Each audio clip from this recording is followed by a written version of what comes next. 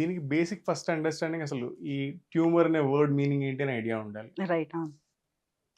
In general what we call is any abnormal growth. నార్మల్‌గా బాడీలో ఉండే ఏ కణాలైనా కూడా రెగ్యులర్‌గా అవి డివైడ్ అవుతూ ఉంటాయి. పాతవి చనిపోతూ ఉంటాయి. కొత్తవి వస్తూ ఉంటాయి. యాహ్! ఒక్కొక్కసారి ఏమవుతుందంటే ఆ జెనెటిక్ పరంగా కావచ్చు, వేరే వేరే కారణాల వల్ల కావచ్చు, ఆ సెల్ గ్రోత్ ఏదైతే ఉంటుందో కంట్రోల్ లేకుండా పెరిగిపోతూ ఉంటాయి. హ్మ్. వాటి వల్ల అవి అబ్నార్మల్‌గా ఫాస్ట్‌గా పెరిగిపోయి గడ్డల్లాగా తయారవుతాయి. వాటిని మనం ట్యూమర్స్ అంటాం. సో, ఎక్కడొస్తున్న దాన్ని బట్టి దానికి తగ్గట్టు లంగ్ ట్యూమర్, లేకపోతే బ్రెయిన్ ట్యూమర్ అట్లా మాట్లాడుతూ ఉంటాం. ఇంకా మీరడిగింది క్యాన్సరా కాదా అనేది.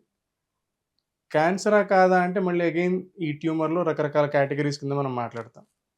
స్లోగా పెరిగేవి అయితే లేకపోతే ఎక్కువ హాని చెయ్యనివి వాటిని బినైన్ ట్యూమర్స్ అంటాం. హ్మ్.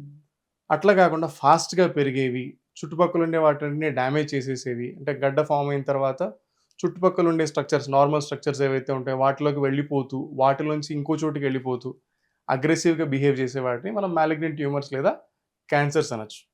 హ్మ్. If the same thing happens in the brain, ఇదే ఇట్లాంటి ట్యూమర్స్ ఏవైతే ఉంటాయో ఇవి బ్రెయిన్‌లో వచ్చాయనుకోండి, మనం వాటిని బ్రెయిన్ ట్యూమర్స్ అంటాం. హ్మ్. బ్రెయిన్ ట్యూమర్స్‌లో కూడా వి హావ్ బెనైన్ వెర్షన్స్ అంటే ఈ స్లోగా చాలా టైం పెరగడానికి చాలా టైం తీసుకునేవి ఉంటాయి. ఫాస్ట్‌గా పెరిగిపోయి చుట్టుపక్కల ఉండే బ్రెయిన్ డ్యామేజ్ చేసేవి ఉంటాయి. బ్రెయిన్‌లోంచి కాకుండా వేరే ఏరియాస్‌లోంచి పిట్యూటరీ గ్లాండ్ అంటాం. హ్మ్. ఆ పిట్యూటరీ గ్లాండ్ నుంచి వచ్చేవి. లేకపోతే బ్రెయిన్ మీద పొరలు ఎముక బ్రెయిన్ మీద ఉండే మన పుర్ర హ్మ్. ఎముక ఉంటది. ఎముక నుంచి వచ్చే ట్యూమర్స్ ఉంటాయి. సో, వచ్చే లొకేషన్‌ని బట్టి వాటి నేచర్‌ని బట్టి మనం బ్రాడ్‌గా అయితే బినైన్ లేదా స్లోగా పెరిగేవి, ఫాస్ట్‌గా పెరిగేవి లేదా క్యాన్సర్స్ అనొచ్చు.